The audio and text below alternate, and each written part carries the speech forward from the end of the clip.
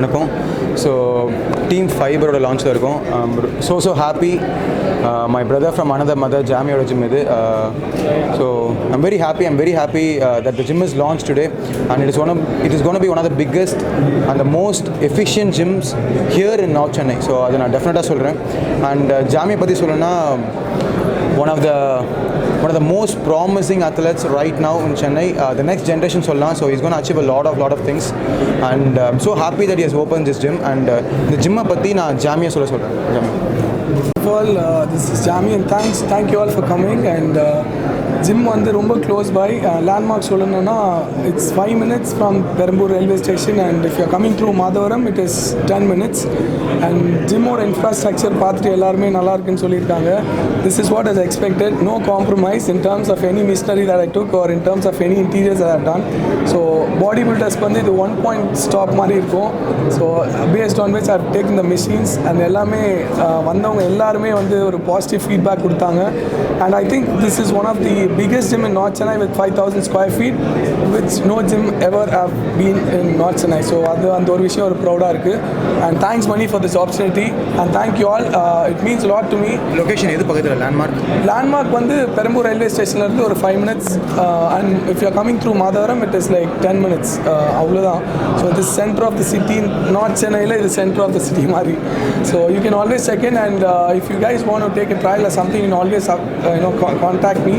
So feel free. இது வந்து ஒரு பிஸ்னஸ்க்காக சத்தியமாக பண்ணலை. So this is for the bodybuilders and this is for the fitness people and I'm always there to support as far as what I can do to them. Thanks a lot.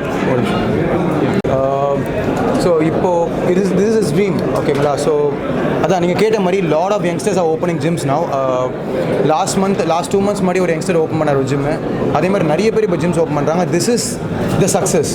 நான் எப்பயுமே சொன்னது ஒரே விஷயம் தான், this is the time for the next generation to take over.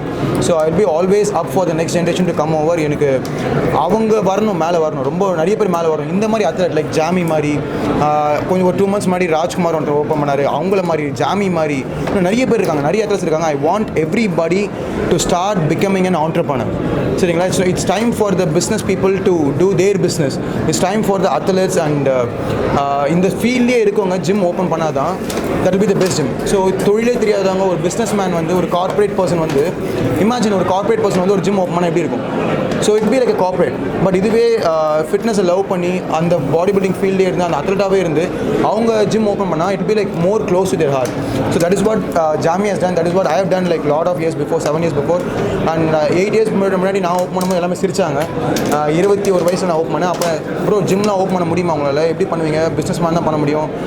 Tax கட்ட தெரியுமா உங்களுக்கு? GST என்னன்னு தெரியுமா உங்களுக்கு அப்படின்னு கேட்டாங்க. So now I'm paying everything. I'm paying IT. I'm paying everything. So that is my success and these guys are following that and this is just a starting point.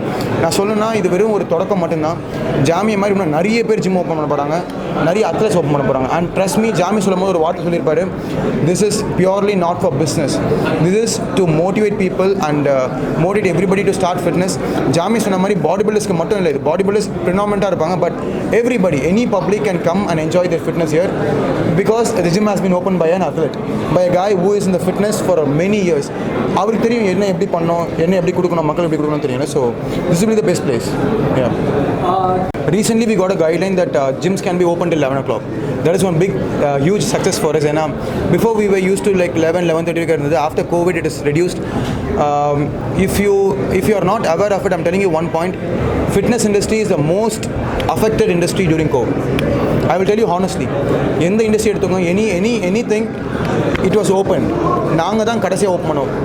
Fitness industry and theatres கடைசியாக open பண்ணாங்க. Imagine so தியேட்டர்ஸ்னால் படம் எடுத்து release பண்ணால் தான் அவங்களுக்கு okay, அவங்க படம் எடுக்கல ரிலீஸ் பண்ணல. பட் இமேஜின் ஒரு ஜிம்மில் ஒரு 10 பேர் வேலை செஞ்சாங்கன்னா அப்போது லட்சக்கணக்கான ஜிம் இருக்குது. இன்ட்டு 10 போட்டு பாருங்கள், 10 லட்சம் பேர்.